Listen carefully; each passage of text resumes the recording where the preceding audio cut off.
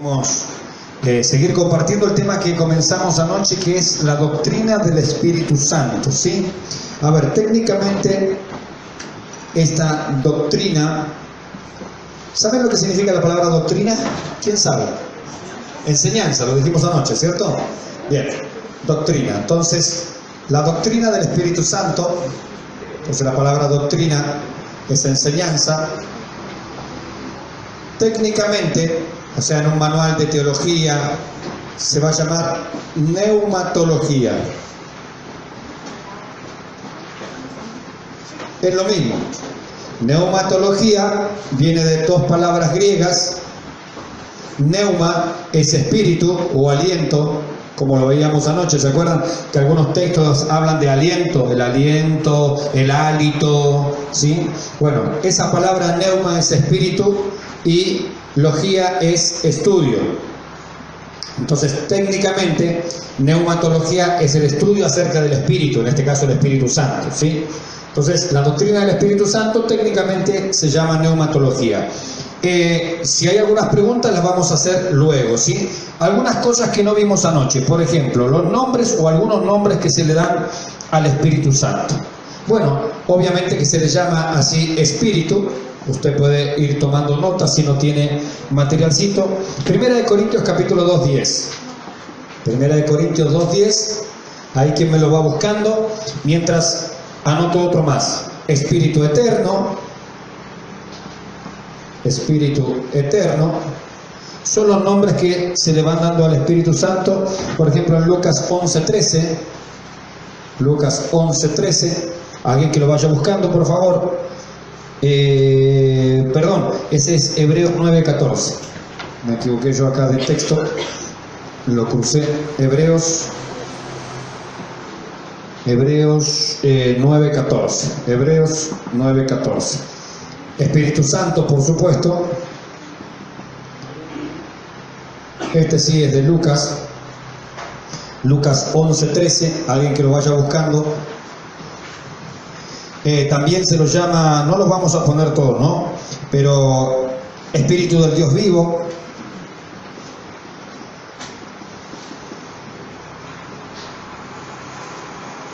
Espíritu del Dios vivo. Esto lo tenemos en 2 de Corintios 3:3. 3:3. Y uno más. Espíritu de gracia, por ejemplo. Hebreos 10:29. Espíritu de gracia en Hebreos 10:29. ¿Vemos algún texto de esto leído? ¿Quién encontró 1 Corintios 2:10? Fuerte y claro, por favor. Pero Dios nos reveló a nosotros por el Espíritu, porque el Espíritu todo escudriña aún lo profundo de Dios. Amén. Entonces, simplemente Espíritu. ¿Quién encontró Hebreos 9:14? Mi hermana, por favor. Cuanto más la sangre de Cristo, el cual mediante el Espíritu eterno se ofreció a sí mismo, sin mancha Dios limpiará vuestra conciencia de obras muertas, para que sirváis a Dios vivo. Amén, ahí está, Espíritu eterno lo llama así. ¿Quién encontró Lucas 11:13? Pues si vosotros siendo malos sabéis dar buenas dádivas a vuestros hijos, ¿cuánto más vuestro Padre Celestial dará el Espíritu Santo a los que se lo piden? Amén, Espíritu Santo. Espíritu del Dios vivo, 2 de Corintios 3:3. Hay más nombres, yo estoy citando algunos nada más, ¿sí? Siendo manifiesto que sois carta de Cristo expedida por nosotros, escrita no con tinta, sino con el Espíritu de Dios vivo, no en tablas de piedra, sino en tablas de carne del corazón. Amén. Fíjense que ahí lo llama Espíritu del Dios vivo.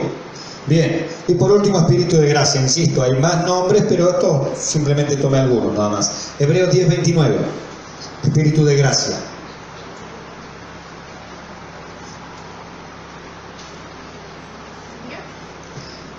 Sí, por favor.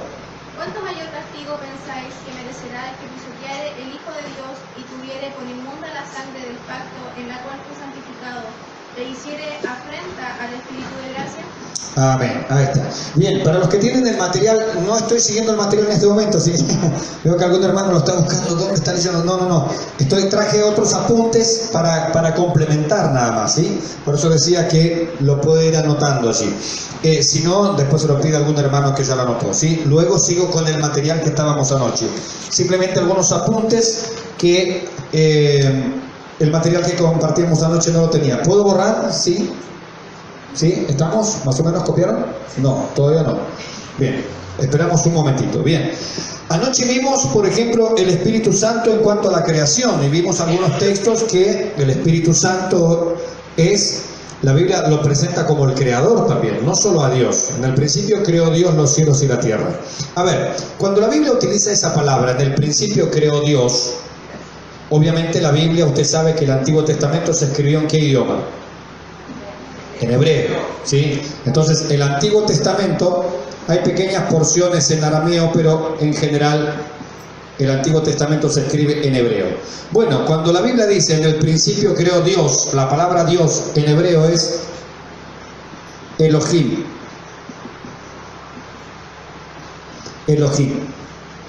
Ahora, la palabra Elohim en realidad es una palabra plural, no es singular. La palabra Elohim en hebreo es plural. ¿Quién me está queriendo decir? En el principio creó Dios. Si se tradujera al pie de la letra, tendría que decir, en el principio creó los dioses. Pero es una conjugación mala. No puedo utilizar algo en singular y pasarme al plural en la misma oración. No. La palabra Elohim es una palabra plural y se la traduce al castellano como Dios. Ahora, ¿qué quiere decir esto? Que Dios ya estaba insinuando la pluralidad de la deidad. Es decir, al utilizar una palabra plural, me está queriendo significar, y eso con el tiempo vamos a entender, que esto está insinuando la Trinidad, Padre, Hijo y Espíritu Santo. Ahora, eso no estaba revelado allá al principio. Acuérdense que dijimos anoche, la revelación fue toda de una vez o fue progresiva, de menos a más. De menos a más. ¿Y cuál es la revelación máxima de Dios? ¿Qué persona? Hebreos 1:1. Jesucristo. En los postreros días nos ha hablado por el Hijo. Es decir, Dios comenzó con pequeños datos acerca de sí mismo y del plan de salvación, más, hasta que llegó a lo máximo que Dios quería revelarnos, y ese máximo es Jesucristo. El que me ha visto a mí ha visto al Padre. O sea, Dios no puede comunicarnos más de lo que Jesucristo nos ha mostrado, porque Él es la imagen misma de su sustancia, dice Colosenses. Entonces Dios comenzó de a poquito. Acá se utiliza la palabra Elohim, que me dice que Dios es un ser, por así decirlo, de varias personalidades. Dios es un ser múltiple, podríamos decir. Pero no sabemos, no me dices 2, 3, 4, 8, no. La doctrina de la Trinidad la vamos a entender recién en el Nuevo Testamento, pero sí hay indicios. Por eso esto es un indicio de la pluralidad de la deidad. Es decir, me está diciendo, Dios es un ser plural. Fíjense que el hombre, ¿cómo está constituido el hombre? Espíritu, alma y cuerpo. Ahora, no son tres personalidades, son tres facetas. En el caso de Dios son tres personalidades: el Padre, el Hijo y el Espíritu Santo. Por eso se utilizan palabras de este sentido. Entonces, cuando la Biblia dice, en el principio creó Dios, creó Elohim, entonces algunos otros textos me van a decir que Dios el Padre creó todas las cosas. Amén. Y por ahí me va a decir, Jesucristo es el creador del universo. Y uno dice, pero ¿cómo no era el Padre? Y otro texto, como citamos anoche, va a decir, el Espíritu Santo creó todas las cosas. ¿Cómo? ¿No era el Padre? ¿No era el Hijo? ¿Al final quién? Elohim, es decir, Dios en su conjunto. Las tres personas de la Trinidad crearon todas las cosas. Entonces algunos textos van a decir, el Padre creó todo. Otro texto va a decir, el Hijo creó todo. Y otro texto va a decir, el Espíritu Santo creó todo. ¿Cuál es la verdad? Todas. Por eso la Biblia utilizó la palabra Elohim, que es Dios actuando en conjunto. A ver si nos entendemos. Dios actuando en conjunto crearon todas las cosas. Fíjense que cuando llega ahí en Génesis capítulo 1 a la creación del hombre, ¿qué dice? ¿Hagamos o hago? ¿Cómo dice? Hagamos. ¿Por qué dice hagamos? ¿A quién le dice hagamos? Es una charla intratrinitaria. El Padre le dice al Hijo y al Espíritu Santo, hagamos al hombre ¿a qué? A nuestra imagen, porque ¿quién está hablando? Elohim, es decir, la Trinidad en su conjunto están hablando entre ellos y dicen, hagamos al hombre a nuestra imagen conforme a nuestra. ¿Se da cuenta que es plural? Ahora, Elohim no me dice que son tres, me dice que hay más de una persona. Por eso es una revelación primitiva, ya me deja dudas. Pero avanza el tiempo, llegamos al Nuevo Testamento y entendemos que Dios es un Dios trino, Padre, Hijo y Espíritu Santo, y decimos, con razón en el Antiguo Testamento los hebreos utilizaban la palabra Elohim. Ellos por ahí no entendían, y por ahí otro texto se las complicaba más. Nuestro Dios, ¿cuánto es? Uno es. Entonces, ¿cómo entender eso? Bueno, era re complicado. Por eso necesitamos venir al Nuevo Testamento y ahí se nos aclaran las cosas. Claro, Dios es uno. Padre, Hijo y Espíritu Santo son absolutamente iguales, coeternos, autoexistentes, el mismo poder, las mismas capacidades, los mismos atributos, todo. Acá, en el Antiguo Testamento, por lo general, no siempre actuaban en conjunto. Cuando llegamos al Nuevo Testamento, por ejemplo, tenemos el bautismo de Jesús. El Padre está en el cielo, el Hijo se está bautizando, ¿y quién desciende? El Espíritu Santo en forma de paloma. Ahí tenemos un cuadro gráfico de la Trinidad.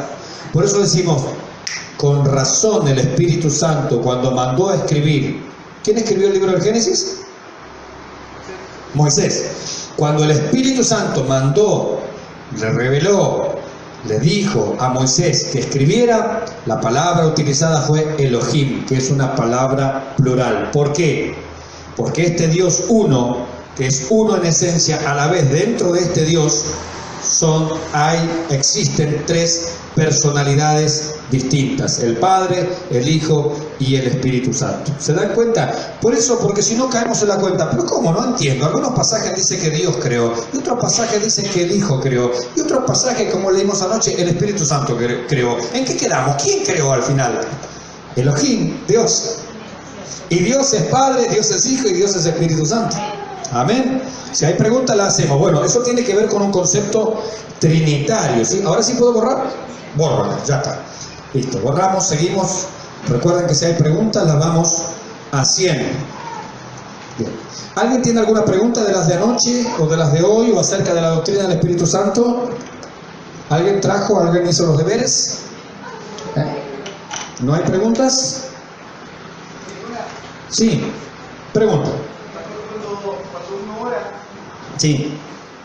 Cada uno tiene que ir en el nombre de Jesucristo y del Padre, pero uno puede orar de la siguiente manera: Espíritu Santo, que me ayudes, Espíritu Santo.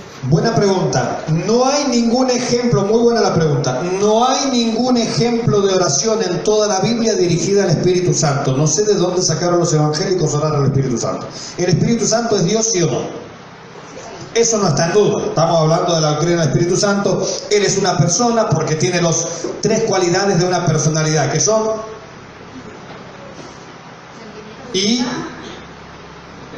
inteligencia, emociones y voluntad. Son las tres características de una personalidad. Bien, Él es una persona. Él es Dios porque tiene los atributos. Él es creador, Él es sustentador, Él es el que le da vida a todas las cosas. Bueno, Él es omnipotente, vimos anoche, Él es omnisciente, es omnipresente. Tiene que ser Dios. Bien, pero aunque el Espíritu Santo es Dios, no hay ningún ejemplo en el Antiguo ni en el Nuevo Testamento de ninguna, escuchen bien, ninguna oración dirigida al Espíritu Santo. Y eso no es menospreciar al Espíritu Santo. Yo les hago esta pregunta. El bautismo en agua, ¿cómo lo practican ustedes? Díganme. ¿En qué fórmula? Bautismo. ¿Nadie se bautizó? Los invito entonces a bautizarse. ¿En qué? No, pero no estoy hablando en qué elemento, en qué fórmula, qué invocaron allí cuando se bautizaron. Yo te bautizo en qué, en el nombre de Sanguchito. Ahí está. Padre, Hijo y Espíritu Santo. ¿Se bautizaron así? ¿Qué pasa si yo los bautizo en el nombre del Hijo, del Espíritu Santo y del Padre? ¿Qué pasa? ¿Está bien? Y si yo los bautizo en el nombre del Espíritu Santo, del Padre y del Hijo, o en el nombre de el Hijo, del Padre y del Espíritu Santo, ¿por qué todo esto está mal? ¿Acaso el Hijo no es Dios? Sí. ¿El Espíritu Santo no es Dios? Sí. ¿Pero por qué estaría esto mal y esto bien? ¿Por qué? Sí. Porque hay un orden establecido por la Trinidad misma. Porque hay un orden establecido por Dios mismo. Por eso está mal cualquier otra fórmula. Tiene que ser Padre, Hijo y Espíritu Santo en ese orden. ¿Por qué? Porque la Biblia lo dice, porque la revelación de Dios así lo dice y lo establece. Y yo debo respetar el orden que Dios mismo ha establecido. No puedo yo inventarme una nueva fórmula. ¿El Espíritu Santo es Dios? Sí. Pero el Espíritu Santo es la tercera persona de la Trinidad. Eso no habla de importancia. No. Habla de un orden. Pregunto, en el hogar, ¿quién es más importante, el marido o la esposa? ¿Sí? ¿Usted lo cree? Son iguales delante de Dios. Tienen distintos roles, pero son iguales. La Biblia dice, en el Nuevo Testamento también dice, en el Señor no hay hombre ni mujer, esclavo ni libre, ni nana, no, sino que todos sois unos, es decir, delante de Dios somos iguales, tenemos el mismo valor. Tenemos el mismo valor, pero tenemos distintos roles. El Padre, el Hijo y el Espíritu Santo tienen el mismo valor, los mismos atributos, la misma capacidad, las mismas características. Sin embargo, tienen distintos roles.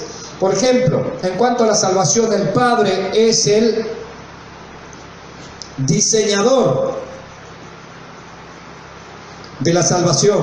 El Hijo es el ejecutor de la salvación y el Espíritu Santo es el aplicador de la salvación.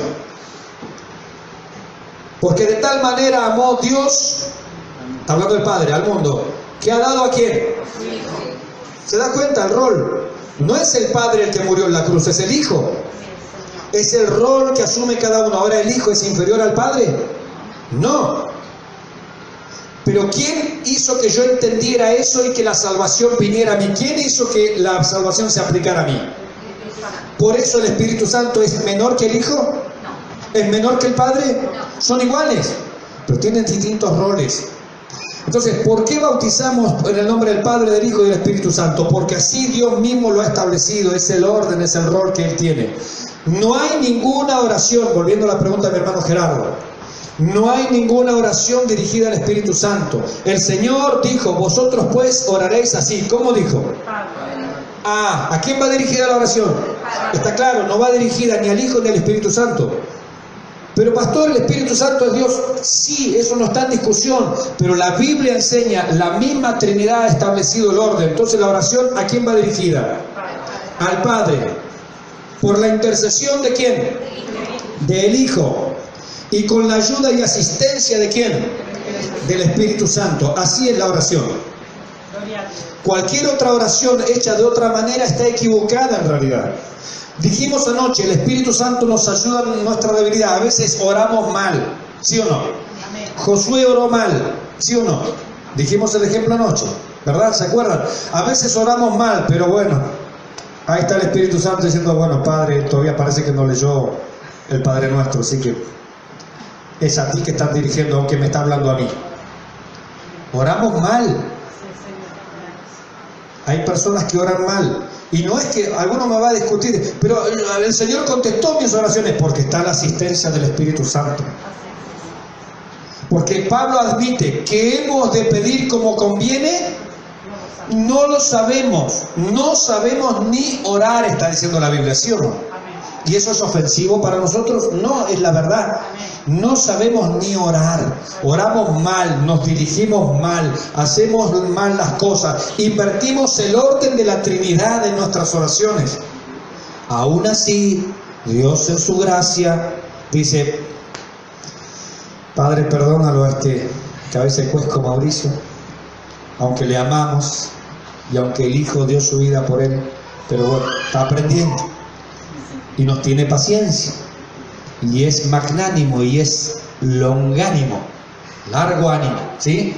Entonces, no hay ejemplo de oración al Espíritu Santo. Hoy no sé por qué se han acostumbrado mucho y lamentablemente la vida cristiana es copiar, pegar, copio de otro y lo pego a mi vida, copio de otro y lo pego a mi vida, sin discernir qué dice la palabra de Dios. Entonces, ¿está bien orar al Espíritu Santo? No, bíblicamente no. ¿Eso quiere decir que Dios no te va a contestar? No necesariamente, pero está mal. Y acá como estamos en un estudio bíblico, queremos ir por el camino que la palabra nos enseña y desterrar algunos errores que nosotros cometemos a veces en nuestras oraciones, que a pesar de ello, muchas veces Dios contesta igual, como le contestó a Josué, aunque él estaba orando equivocadamente. ¿Por qué? Porque dice ahí Pablo justamente que el Espíritu Santo ve la intención del corazón. Está equivocado lo que está diciendo, pero él mira la intención del corazón y aún así se apiada, se compadece de sus hijos y contesta nuestras oraciones. Gloria a Dios, porque si solamente van a ser contestadas las que oramos bien, pobre de nosotros, ¿no? Bueno, pero eso dice el texto, ¿sí, mi hermano? Cuando estamos dentro del culto de oración a Dios. ¿Perdón? Cuando estamos dentro del culto de oración a Dios. Sí. ¿Ya? Nosotros, el predicador, el pastor, quien sea, decimos, pidámosle al Espíritu Santo en esta noche que ¿está bien? ¿No? No, está mal. Dos errores hay ahí. ¿Puedo borrar acá? ¿Sí? Hay dos errores. Quiero contestar esa pregunta antes de seguir adelante. ¿Por qué está mal? Está mal, en primer lugar, que decimos pidámosle al Espíritu Santo, pidámosle al Padre. Insisto, ¿Dios puede contestarnos igual? Sí, bueno, porque nos ayuda en nuestras torpezas. Pero está mal, técnicamente está mal. ¿Por qué? Porque, otra vez, la Biblia lo enseña, no porque a mí se me ocurre. Yo no vengo a traer una nueva doctrina. Cuando yo cito la Biblia y vemos que el texto dice así, no hay nada que hacer. La Escritura no puede ser quebrantada, dice la palabra. Entonces, doble error. Primero, está dirigida a la persona no correcta. Tienen que nuestras oraciones ser dirigidas al Padre, en el nombre del Hijo y con la ayuda, guía o dirección del Espíritu Santo. Amén. Segundo error, para que esté con nosotros. Primero, ¿no hemos dicho que Dios es omnipresente? En primer lugar, Dios está, por ejemplo, ahí abajo en el templo ahora en este momento, ¿sí o no? Sí. ¿O necesita que nosotros vayamos para allá para que Él nos siga? No. Dios es omnipresente. ¿El Espíritu Santo está ahí abajo en este momento ahora? Sí, está. Entonces es omnipresente. Entonces tengamos en cuenta que Dios es omnipresente. Segundo caso, segunda cuestión. El Espíritu Santo está en todos los creyentes. No es como en el Antiguo Testamento, que dijimos anoche. En el Antiguo Testamento, ¿el Espíritu Santo vivía en las personas? No vivía. ¿Qué hacía? Las tocaba, se manifestaba, las utilizaba para algún propósito, pero no vivía en ellos. Esto no pasaba en el Antiguo Testamento. Y esto claramente lo deja manifestar la Biblia. Ahora, en el Nuevo Testamento, ahora, en Jesucristo, de acuerdo a las promesas mismas del Señor y a lo que enseña el Nuevo Testamento, el Espíritu Santo vive en el creyente. Himno, mi hermano. Mora en mi vida. Hoy te siento, Señor, bla, bla, bla, bla, cuánto precio pagaste, bla, bla, bla, bla, bla, mora en mi vida. Si esto lo está cantando un creyente, es una canción equivocada, porque el Espíritu Santo mora siempre en el creyente. El Espíritu Santo no se va del creyente. Esas son las promesas de la gracia, las promesas que Dios ha hecho para los creyentes, para la iglesia. Entonces, decirle, yo como creyente, puedo decirle al Señor, Señor, mora en mi vida. Y el Señor me debe estar diciendo, pero si desde el momento en que creíste, mi Espíritu Santo vive en ti, tú eres templo del Espíritu Santo. Es como que yo le dijera al Señor, Señor, no me regala un reloj. Ay, tanta falta que me hace un reloj. ¿Qué me dirían ustedes? ¿Qué me dirían ustedes? Pues ya lo tiene, pues mírese la mano. Está ahí con usted. Entonces le estamos pidiendo muchas veces al Señor que haga cosas que Él ya hizo. Si Él vive en nosotros, Él está en nosotros, Él mora permanentemente en nosotros. Entonces decirle que esté con nosotros o que entre a nosotros, salvo que el que esté orando así sea un inconverso. Pero si estamos orando eso como creyentes, no es lo correcto. Vamos a ver luego esto, pero me adelanto. Señor, bautízame con tu Espíritu Santo. Él nos ha bautizado con el Espíritu Santo desde el momento en que creímos. Y le estamos pidiendo a Dios cosas que Él ya nos dio. Ahora vamos a ir al tema del bautismo del Espíritu Santo. No bautismo en agua, eso es otra cosa, ¿sí? Bautismo del Espíritu Santo, ¿sí? Entonces, ¿es correcto? No, no es correcto. Ahora, ¿es un pecado hacer eso? No, no es un pecado, claro que no. El hermano lo dice de corazón, con toda devoción, con toda humildad, con todo cariño. Dios se manifiesta, pero no porque entre, porque está dentro. ¿Te das cuenta? Y Él mira otra vez, mira la intención del corazón. O sea, es como que el Espíritu Santo dijera, Padre, lo que Él quiere decir es que te manifiestes en su vida, no que entres, porque ya estamos acá adentro. Claro, el Espíritu Santo vive en nosotros. No siempre se manifiesta, en eso estamos de acuerdo, pero Él vive en nosotros, vive en el creyente. ¿Alguna otra pregunta? Seguimos adelante. ¿Sí? ¿Alguien trajo alguna pregunta para hacer? ¿No? Bueno. Seguimos entonces con la ayuda del Señor. Muy bien. Entonces vimos que el Espíritu Santo anoche en la creación, Él actúa en la creación, Él restaura, preserva todas las cosas. También Él convence a los hombres no salvados para que justamente vengan al conocimiento de la verdad. Sigo entonces con el material, hojita número 5. ¿Sí? El material, hojita número 5. El Espíritu Santo en la vida de nuestro Señor. El nacimiento de Cristo. Bueno, en primer lugar, la encarnación es un producto de la obra del Espíritu Santo. Lucas 1:35. Lucas 1:35, Él fue engendrado por el Espíritu Santo. ¿Quién lo lee? Él fue engendrado por el Espíritu Santo. Él fue lleno del Espíritu.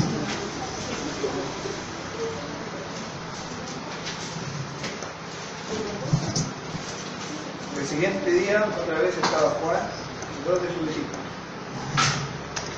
Sí.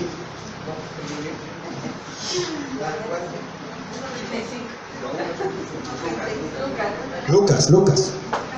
Respondiendo el ángel le dijo, el Espíritu Santo vendrá sobre ti y el poder del Altísimo te cubrirá con su sombra, por lo cual también el santo ser que nacerá será llamado Hijo de Dios. Amén.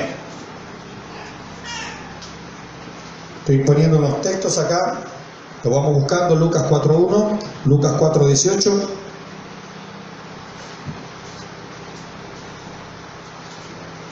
Este es el Espíritu Santo en la vida de Cristo. Entonces Él fue engendrado por el Espíritu Santo. Fue el Espíritu Santo quien hizo todas las cosas para que la segunda persona de la Trinidad viniera a ser una célula humana, imagínense.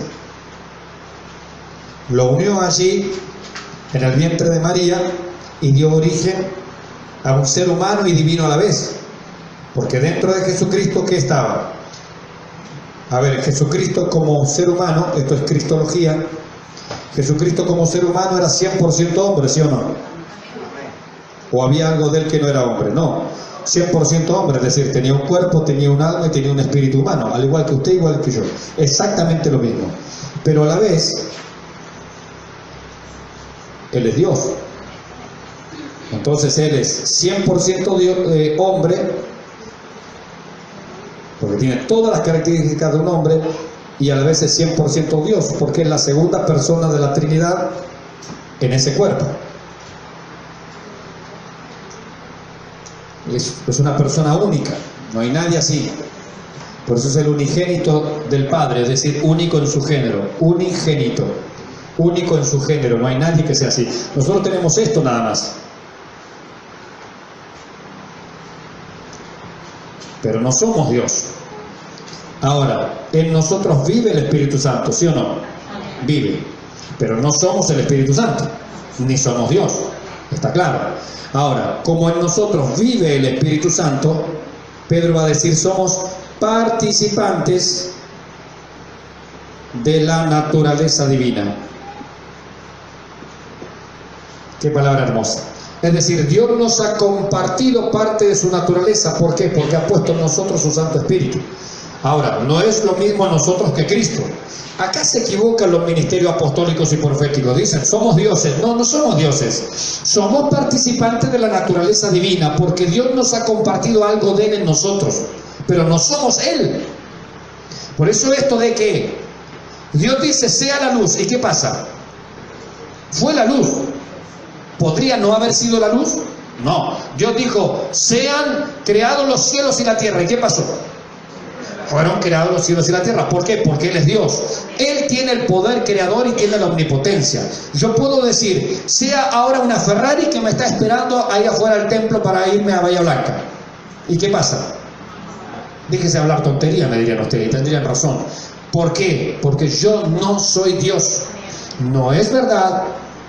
No es verdad que nuestras palabras tengan poder creativo. No somos Dios. Él sí lo podía hacer. Le dice a Pedro, hay que pagar el impuesto. Bueno, tira el anzuelo al mar. Vas a sacar un pez. Le abres la boca y ahí está en el pago de nuestro impuesto. ¿Puedo hacer eso yo? No. No lo puedo hacer. ¿Cierto? No lo puedo hacer. ¿Él por qué puede hacer todas estas cosas? Porque Él es Dios. Él es hombre 100%, pero Él es Dios 100%. Nosotros no, somos hombres 100%, esto es antropología, y somos participantes de la naturaleza divina. Es decir, Dios nos comparte algo, no todo, nos comparte algo de Él en nosotros, su Espíritu Santo. Él se manifiesta, Él se mueve, Él nos enseña, Él nos educa, Él nos guía, Él nos conduce, amén. Pero no somos Dios. Ni tenemos las prerrogativas ni las facultades de Dios. Por ejemplo, ¿Dios nos compartió su omnipotencia como hijos de Él? No, porque la omnipotencia es exclusiva de Dios. ¿Él nos compartió a nosotros la omnipresencia como hijos de Dios? No, porque solo Dios es omnipresente. ¿Él nos compartió la omnisciencia a nosotros? No, porque solo Dios es omnisciente. Ahora, ¿Él me compartió su verdad? Sí.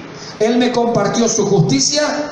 Sí. ¿Él me compartió su misericordia? Sí. ¿Dios es verdad? Sí. ¿Dios es justicia? Sí. ¿Dios es misericordia? Sí. ¿Se da cuenta? Él nos comparte ciertas cosas de Él, pero no todo de Él. Si nos compartiera todo de Él, seríamos Dios, pero no somos Dios. Entonces, cuando yo llevo esto al extremo, entonces aparecen los ministerios apostólicos y proféticos que dicen, decláralo porque tú eres Dios, decrétalo y mándalo y esto. Déjense de tonterías, no, eso no es así.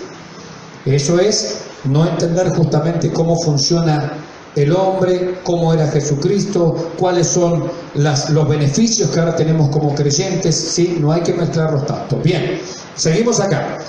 Fue engendrado por el Espíritu Santo. Lucas 4:1, ¿qué dice? Jesús, lleno del Espíritu Santo, volvió del Jordán y fue llevado por el Espíritu al desierto. Amén, lleno del Espíritu Santo. Lucas 4:18.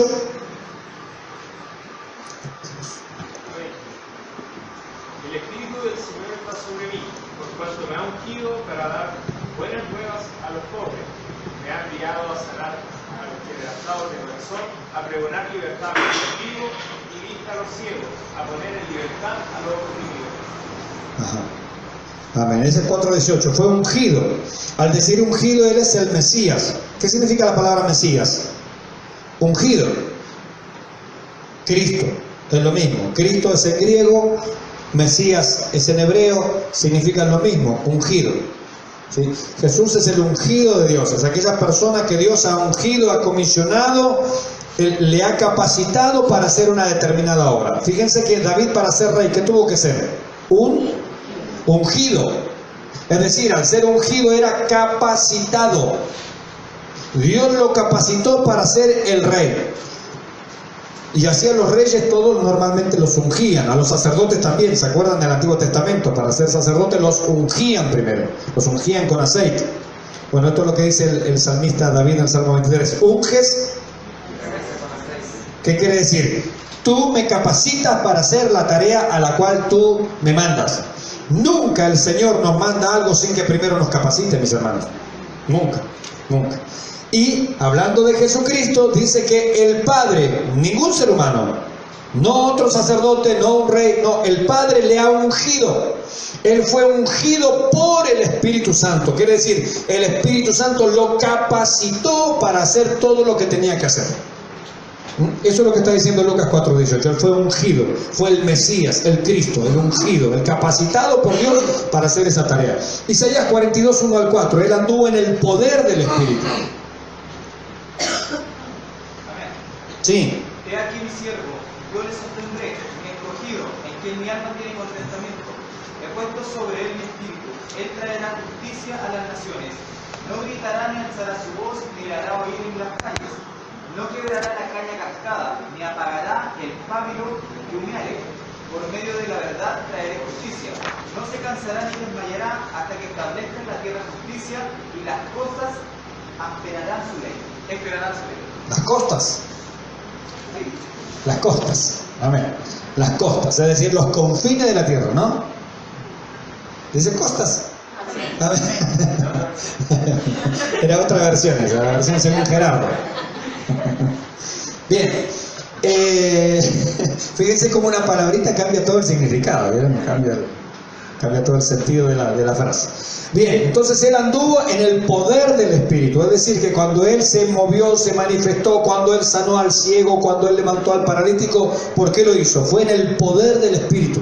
¿Por qué? Porque el Espíritu le capacitó, el Espíritu le llenó, es decir, le controlaba. A propósito, de esto después vamos a hablar más. Cuando hablamos de llenura, hablamos siempre de control. Después vamos a ver la llenura del Espíritu Santo en nosotros. Acá estamos viendo el Espíritu Santo en la vida de Cristo, ¿sí? Acuérdense, el Espíritu Santo en la vida de Cristo. Él fue engendrado por el Espíritu, fue lleno del Espíritu.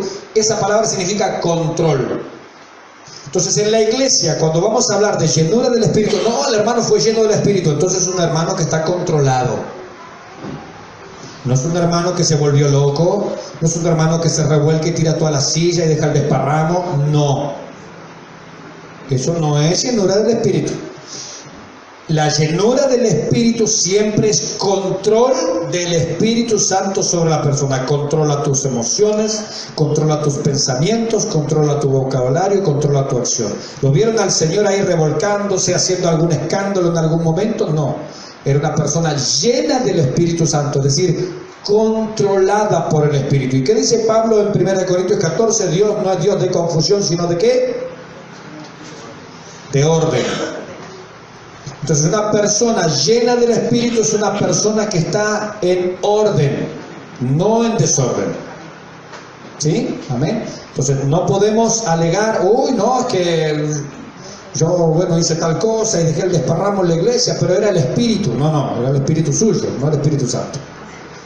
La llenura del Espíritu siempre es control del Espíritu sobre la persona. Control, nunca descontrol. Él fue ungido por el Espíritu, es decir, capacitado, dijimos, ¿no? Porque la unción en el Antiguo Testamento tenía que ver con la capacitación. Se lo capacitaba, se lo ungía al sacerdote para ejercer sus trabajos, sus funciones. Se lo ungía al rey para ejercer sus funciones. A propósito de ungimiento, ¿se acuerdan cuánto fue el aceite derramado sobre la vida de Saúl, el primer rey de Israel? ¿Cuánto fue? ¿Quién se acuerda? ¿Qué pregunta, eh? No, menos. Un vasito, menos todavía. ¿Quién se acuerda cuánto? Muy bien, así. Y la palabra es redoma. Fue derramado sobre Saúl una redoma de aceite. Es la puntita del cuerno. Ahí. Diríamos en términos chilenísticos un pichintún, así. Nada más. ¿Sí? ¿Se entiende eso? Una pequeñez ahí. Cuando fue ungido David, ¿quién se acuerda cuánto se derramó de aceite sobre él? hablando de ungimiento, esto es capacitación. Recuerden, en el Antiguo Testamento ungimiento significa capacitación. Bien. ¿Quién se acuerda? ¿Lectores bíblicos de Laja? ¿Cuántos? Mi hermano Benja lo sabe, pero no se anima a decirlo. La humildad le desborda. Dice, no, esto se lo dejo para los ancianos. Un cuerno de aceite, no la redoma, no la puntita, un cuerno, es decir, lo bañó en aceite. Por eso, fíjense, por ejemplo, el Salmo 133 que tanto lo citamos. Es como el buen óleo, el aceite, que cae sobre la cabeza. Va por la barba y ¿hasta dónde? Hasta el borde de las vestiduras. Lo bañó de unción, lo capacitó plenamente, lo llenó de aceite. Y sobre David, fíjense, después búsquenlo el pasaje, cuando Samuel lo unge, llenó su cuerno de aceite, no la redoma, llenó su cuerno de aceite y lo derramó sobre él. Cuando anoche lo citamos, Tito, capítulo 3, versículos 5 y 6. Los creyentes hemos sido ungidos con el Espíritu Santo. ¿Cuánto se derramó del Espíritu Santo sobre nosotros? Abundantemente. Gloria a Dios. ¿Se da cuenta? El derramamiento del Espíritu Santo, lo que Dios nos ha dado, dice la Biblia, es abundantemente. Es decir, te capacitó plenamente. No fue mezquino con nosotros. No es verdad que algunos dicen, no, mi hermano, es porque como usted no habla lengua, seguro usted recibió un pichintón del Espíritu Santo, una redomita para usted nada más. Pero como yo hablo lengua, a mí cayó la plenitud. No es verdad. Todos los creyentes hemos sido bañados, rociados, como el Salmo. Acuérdese del Salmo 133. Todos los creyentes hemos sido bañados, rociados por la barba, bueno, si no tiene barba acá por el mentón, ¿cierto? Por los cabellos de mi hermano, los cabellos largos, y hablo espiritualmente, hasta el borde de las vestiduras. Así nos ha capacitado el Señor como creyentes para vivir esta vida cristiana. Es decir, no solo nos salvó, decíamos el otro día allí en Angol, en la convención de jóvenes. No solo la gracia nos salva, la gracia nos capacita, nos enseña, nos fortalece, nos educa. ¿Por qué? Porque ha sido derramado el Espíritu Santo, ese aceite simbólico, sobre nuestras vidas abundantemente, mis hermanos. Él no nos ha dejado la vida cristiana que nosotros, bueno, te salvé y ahora haz lo que puedas. No, esto no es como el programa de Discovery Supervivencia al Desnudo. ¿Alguien ha visto ese programa? A mí me gusta ver ese programa, si veo la supervivencia y cómo está. No, esto no es así. La vida cristiana no es supervivencia, es vida abundante. No es supervivencia, ay, estoy pastor en las luchas, las pruebas y la dificultad. No, es vida abundante. El espíritu que yo le daré, dijo el Señor, será en él, en el creyente, una fuente que salte, es decir, fluye a borbotones. Es desbordante, mis hermanos, la presencia del Espíritu Santo en la vida del creyente. Que no la estemos disfrutando, ¿es problema del Señor o nuestro?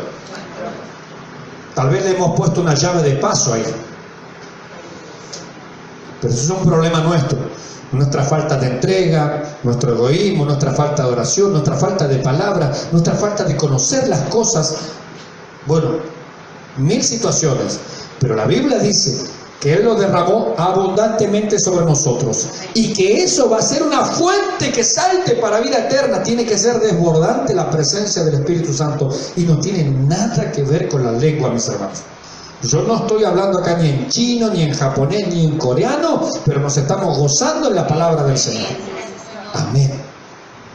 Y después vamos a ver características de la llenura del Espíritu Santo. Bien, pero no me quiero adelantar. Seguimos. ¿Alguna otra pregunta, mis hermanos? Seguimos adelante. ¿Preguntas? ¿No hay preguntas? Seguimos. Bien. Hubo una controversia ahí con el Señor al final del capítulo 5 que dice las áreas del ministerio del Espíritu. Bueno, leemos allí, Él declaró que el Espíritu del Señor estaba sobre Él para proclamar el año favorable del Señor. El punto 2, el ministerio del Espíritu también lo capacitó para llevar a cabo algunos de sus milagros. Más abajo dice, Él le dio vista a los ciegos porque el Espíritu Santo estaba sobre Él. Lucas 4:18, acá ya lo leímos. Por eso me lo busco de nuevo. Lucas 4:18 dice que Él le dio vista a los ciegos. Ahora, una cosa importante. En Isaías 29:18, vamos a buscar Isaías 29:18. Isaías 29:18. Que tiene que ver con con Lucas 4:18. En aquel tiempo los sordos oirán las palabras del libro, y los ojos de los ciegos verán en medio de la oscuridad y de las tinieblas. Amén. Ahí está. Isaías 29:18 está hablando de Dios. Está diciendo que Dios le va a dar vista a los ciegos. Y llegamos a Lucas 4:18 y el Señor Jesucristo le da vista a los ciegos. Jesucristo es Dios.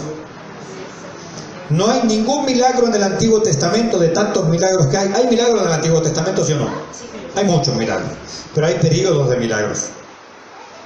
No todos los pasajes hablan de milagros. Están agrupados los milagros. En la época del Éxodo hay milagros. Por ahí en la época de los jueces hay algunos milagros. En la época de Elías y Eliseo hay milagros. Después hay milagros aislados, pero no es que en todos los pasajes y en todos los momentos hay milagros. No. Bien, pero nunca en el Antiguo Testamento se narra de las curaciones de ciegos de nacimiento. Por eso cuando el Señor sana al ciego de nacimiento, dice, nunca se oyó en Israel que alguien sanara a un ciego de nacimiento. De Laja tampoco. A ver, antes que me hagan el chiste fácil. Bien. Entonces Isaías 29:18 dice que el único que sana al ciego es Dios. Porque nadie, ni Elías, ni Eliseo, ni Moisés, ni ninguno de los jueces de Israel, no hay en todo el Antiguo Testamento ningún milagro de sanidad de un ciego. No lo hay. Hubieron resurrecciones, otra clase de milagros, pero bueno, particularmente acá Isaías 29:18 dice, Dios va a darle vista a los ciegos. Viene el Señor Jesucristo. Lucas 4:18 dice, Él me ha capacitado, es decir, me ha ungido, y yo le doy vista a los ciegos. Es decir, está proclamando, yo soy Dios, porque solo Dios le podía dar vista al ciego. Por eso la gente dice que cuando vio que el ciego hablaba, el ciego, corríjanme, por mano. La gente vio que el ciego veía, hermano. El ciego veía. No solamente que veía, sino que hablaba, porque había quedado mudo. Y obviamente, dicen algunos comentaristas, también estaba sordo, porque aquel que no puede hablar también es sordo. Es decir, que no veía, no hablaba, no escuchaba. La gente dijo, nunca hemos visto esto en Israel, que alguien le dé vista a los ciegos. Y la gente lo empezó a decir, este es el profeta, este es el Mesías, este es el ungido. ¿Qué dijeron los fariseos? No, esto es de Satanás. Fariseos, ¿no conocen la Biblia? Por eso se constituyó en el capítulo de la blasfemia contra el Espíritu Santo. Porque estaba claro que solo Dios le podía dar vista al ciego. La gente lo entendió, y eso que la gente no era muy conocedora de la ley, según lo que los fariseos decían, ¿no? Según la opinión de ellos eran expertos y los otros no sabían nada. La gente entendió, solo Dios le da vista a los ciegos. Este es el profeta, este es el Mesías, este es el ungido, este es el que Dios ha designado, es decir, capacitado para esta tarea. Los fariseos, ¿qué dijeron? No, sino por el espíritu de Belcebú, príncipe de los demonios, es que él le puede dar vista al ciego. ¿Qué están diciendo?